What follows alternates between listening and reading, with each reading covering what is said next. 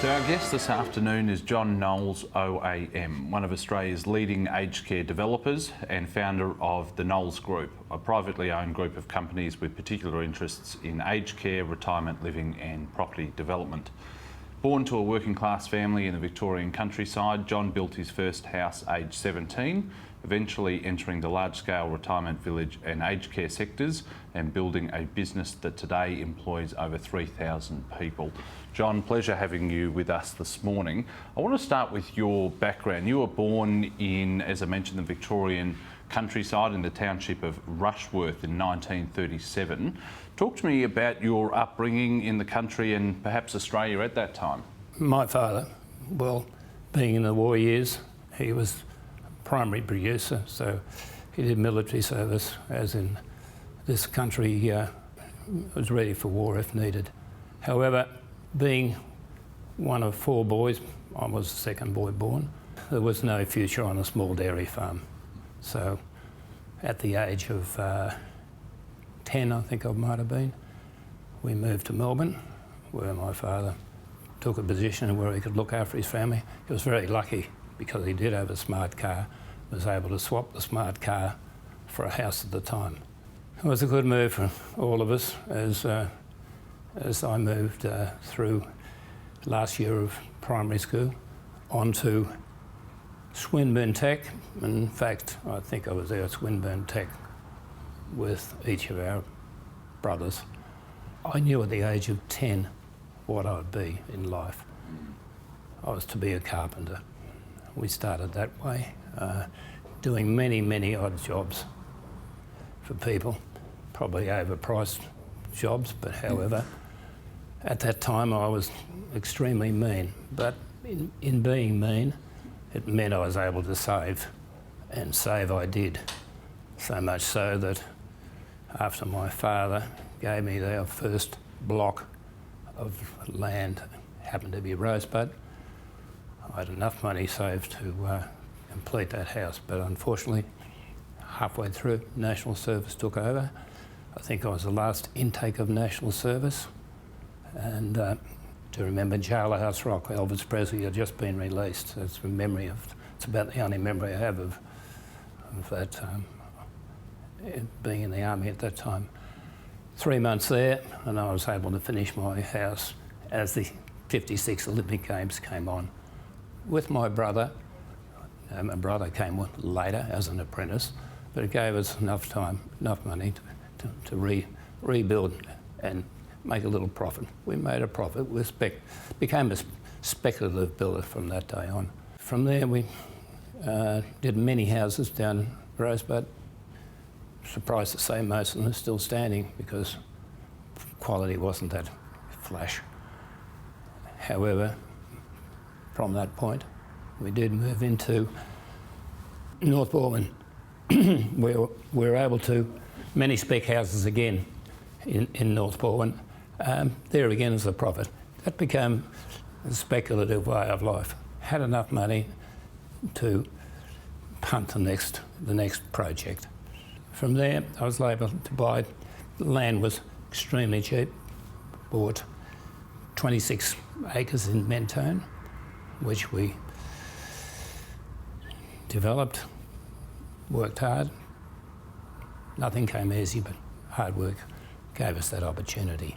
So you mentioned in your book, The Life I've Built by John Knowles, fantastic book by the way, you mentioned that academics didn't interest you and that, as you said, you knew that you were going to become a carpenter or involved in the building or construction trade from a young age. What was it about being hands-on and practical that you enjoyed?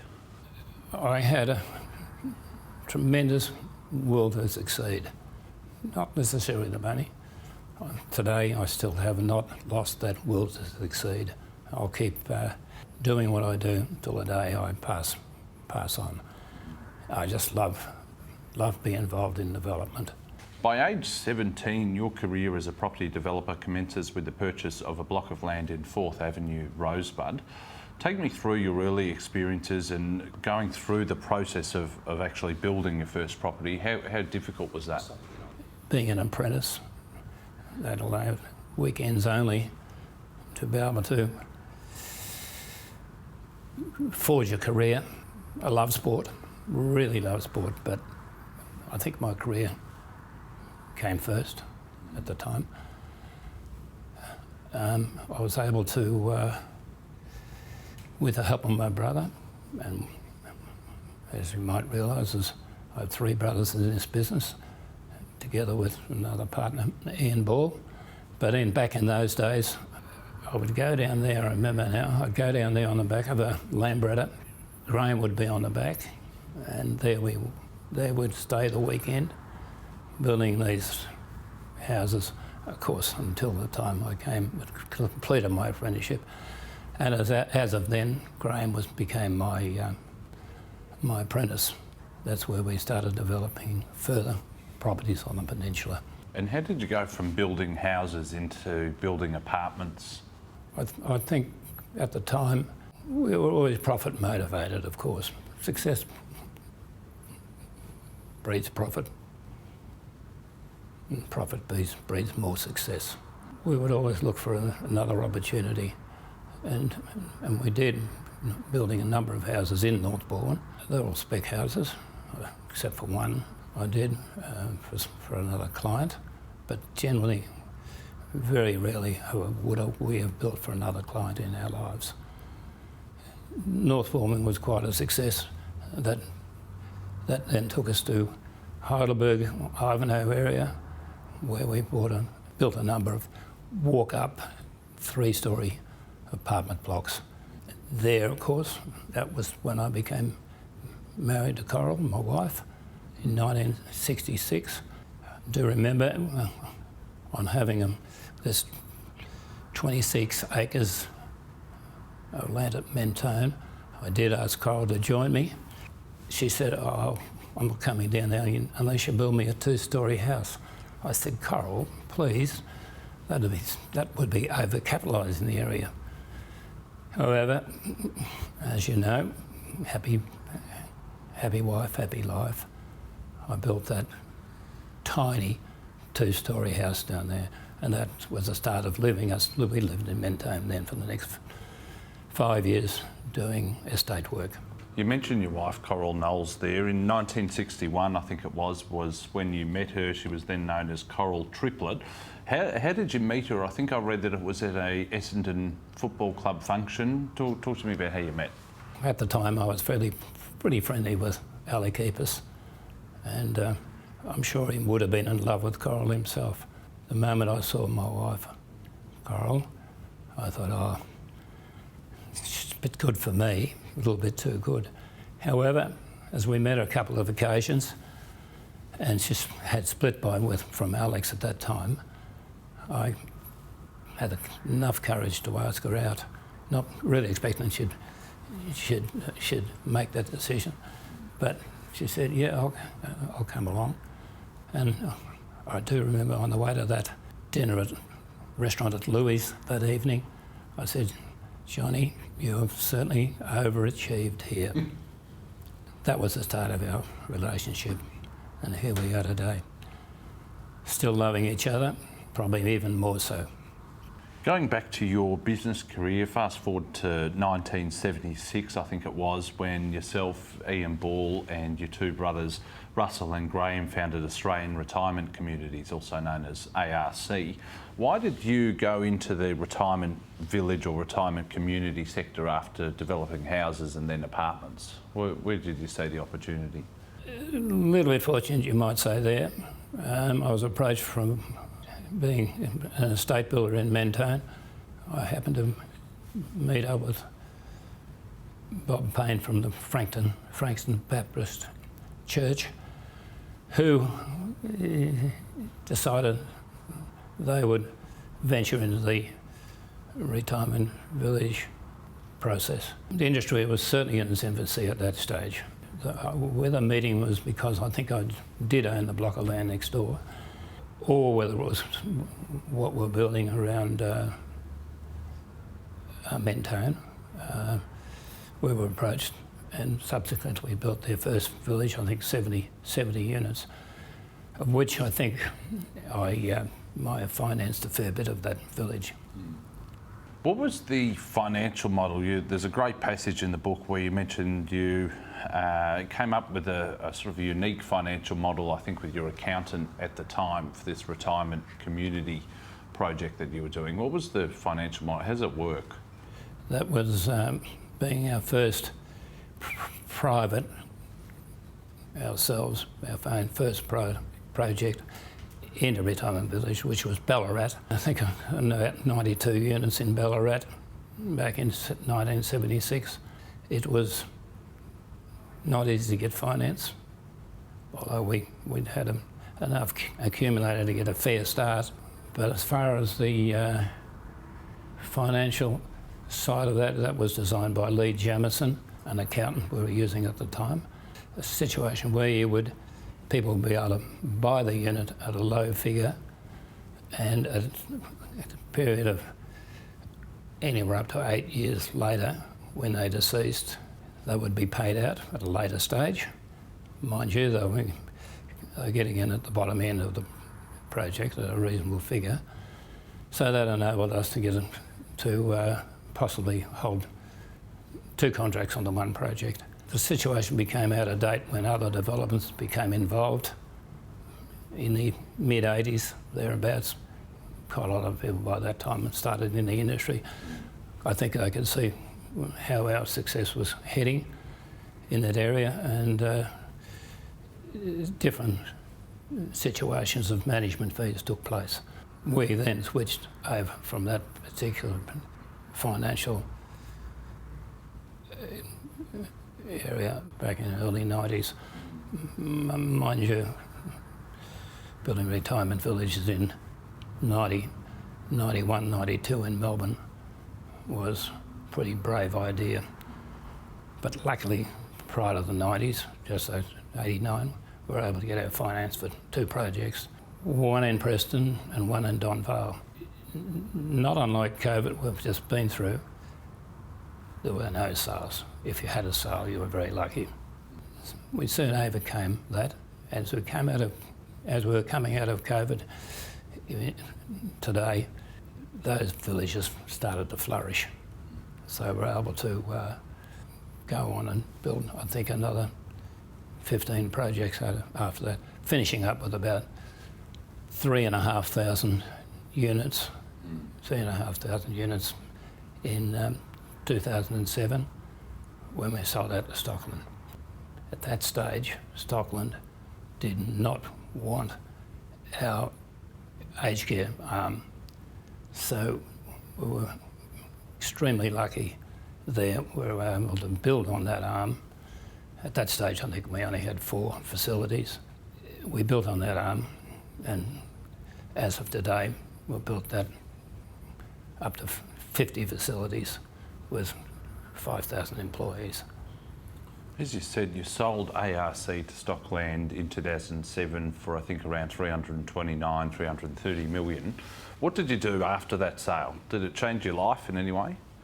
We took it a little easy for a while, but we sat back for 2 years. We sort of wasted. Mind you, we had to complete projects for Stocklands, I suppose, that took some time until we were able to ratchet up again 2 years later, and from then on, well, I guess we built about 3 to 4 facilities each year. Starting, well, in those days, Victoria, back in 2007, well, that's the stage we sold to Stockland. I think we started our first aged care in North Lakes, out of Brisbane. You've lived through multiple cycles of the market, the 89 crash, the GFC in 07, 08, and then now COVID in 2020. What are the keys to surviving? Well, obviously it's the cash flow, isn't it? You need that cash flow, and we protect that more today than we ever did, because as you get older, you do tend to protect your cash flow somewhat. Don't have the opportunity at my age, or even at 60 on, to make a start again. So you do look after that area of the business. When you're looking at a new site, either for a aged care or retirement village centre, what do you look for? Well, it's always position, is it not? But you cannot always hope to get in that situation. If you'd make to, there are sites that people could give me and I still wouldn't build on them, even if I was given that site. We do look for the need in the area. I mean, that's obviously a need. We have competition. We have to be aware of the competition, and the competition can hurt you. Although each one of us, each one of my colleagues in the industry, we speak collectively, and there's no issues. We help each other out. But as far as getting sites, yes, we look hard and wide, and I guess that's why we finished up going to Queensland and New South Wales. It's been quite good. We almost have as many aged care in Queensland as we do in Victoria. Trying to keep our teams together. Do not like to lose personnel. When you've got good personnel, you must hold on to them. Send them on holidays, do what you like to keep them. But they are your rewards, your personnel. Very strong in keeping a good team together with Arcare itself. We have an exceptional team, and so much so, I do believe we're the envy of others. You've also been involved in some commercial development over the years, 215 Spring Street in Melbourne CBD, and of course the Dendy Plaza redevelopment. Let's start with Dendy Plaza. How did that come about? Dendy Plaza was owned by the Ward family. They were property rich. We probably had a little bit of cash at the time coming out of the villages, and we approached the two brothers. And it was partly a joint venture to start with it, but they had a takeout at the end. I was pretty proud of that particular project. First really large commercial venture we did. We still own it today. Takes a wee bit more managing today. It's had a number of changes to the building in the meantime. Dendy is really our one and only major building, apart from our offices in Hampton East, a number of offices here and the next door offices as well. And apart from that, we, as of somewhere to place our funds back in 2008, maybe 2009, we were able to purchase 215 Spring Street. 215 Spring Street was then owned by Colonial. It had previously been the Price Waterhouse headquarters, and has been such a secure investment. We were very lucky to purchase that for probably the third of its value today, back in 2008. Now having just almost all government tenants. You've had a lot of challenges and periods of difficulty over your life. What are the keys, do you think, of overcoming difficulty? As I might have mentioned earlier, cash flow has always been a problem. Where we'd, being a builder, basically, we'd be purchasing on the first of the month, waiting 30 days to pay at the end of the following month, and then waiting after that. So we've been through our tough times. It's almost as to say we're not insolvent, but not far off being bankrupt. So that's why I'm so careful on cash flow today. John, I want to ask you about the financing of a boxing match or a boxing expedition, I think in 1974. What happened with that? Yes, it was one of those weak moments. Sounded like a quick profit, but believe me, there's no such thing as quick profit. No, we suffered fairly heavily on that particular occasion, but I'm not one for not giving it a go. I'll give most projects a go. maybe I shouldn't, maybe I should stick to my own knitting, but can't help myself at times. That was at the time we were starting a retirement village at Ballarat back in 75. Distant memory, but it's part of history. Speaking of giving things a go, there was also in 1982 a potential expansion into the US, I think in San Antonio. Talk to me about that period, but also why you haven't expanded into, say, New Zealand or the US. Oh, I think basically, Rob, it's control. The further you are away from your knitting, your basics, you tend to lose control. However, in America, and it was in San Antonio, of course, that was going through somewhat of a recession there too, and financing was quite difficult. With no track record to go by in America,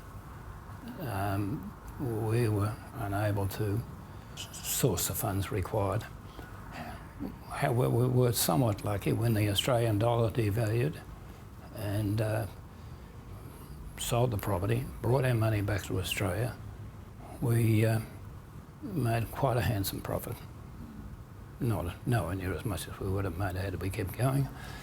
However, it's one of those areas that I would never dream of doing again.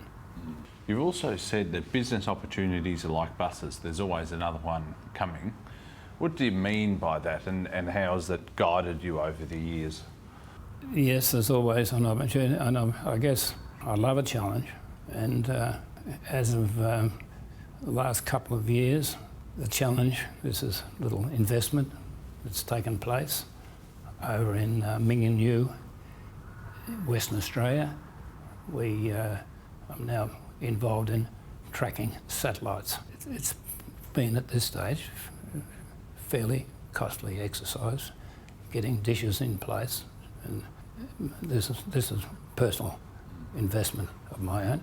It is starting to become profitable, and it will be profitable. There's an amazing opportunity in this area to expand, and with a good partner I have in this area, we are more than happy with the way progress is today. You're in your 8th decade of life now. Do you think Australia is a better place today than it was 70, 80 years ago? I believe it is. When you consider rough and tough times from the farm, early days growing up, there wasn't much other attraction than playing football, cricket. Thank goodness for that, because I did love my sport. Yeah, I think there's a great future. Absolutely a great future in the country. Anyone has the opportunity to make good in this country. And I guess it's as good now as ever.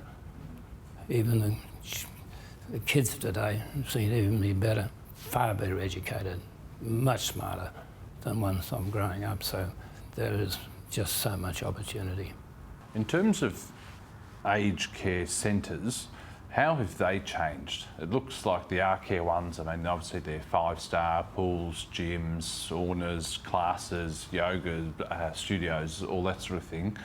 You wouldn't have put those in place, say, 20 or 30 years ago. Is that what separates you from others, do you think? Oh, I'm not saying, Rob, I'm not saying we're better than anyone else. I think our product is possibly more up to scratch. Each one of our facilities, well, first of all, wouldn't be a shared bathroom in any of our facilities. We try to keep them state of the art. We try to build them as best we can, bearing in mind our clients' needs. And that's very important to us. We must look after our clients, as of course we look after our staff. But as of changes to other new facilities, no, they're all much for muchness. We try to keep our facilities not too large. Keep them down around about 100 beds per facility. Many of the others are up to about 180, 200. We feel it's just too large. What was the impact of last year? Yeah, that was difficult year. As again, protecting our cash flow, we're obliged by the government to pay out probate as needed, and at that same time, whilst paying probate out, proceeds were not coming in the front door, as we were not able to admit if many or if any. It was quite a difficult situation, but luckily, there again, we had the cash flow to get over that 9 months mainly. My second last question is, how do you keep yourself busy outside of work? What are your hobbies? A bit of an Essendon fan, but I'm more of a fair weather watcher these days in front of the TV. And of course you'll get every game you want on TV. Dearly love to be going to the Anzac Day match at the MCG, but I won't be. But one of the girls in our office, and she'll keep me up to date on that proceedings on that day. But of course it'll be televised and I'll be there watching it. But apart from the football, quite interested in sport, do a little bit of walking, gardening. I have a beautiful garden in my home in Brighton. Been in that house for 48 years, and so it's a fairly established garden by now. Reading, and that's about it. I don't bicycle, don't bike ride. I'm too old for that anyway.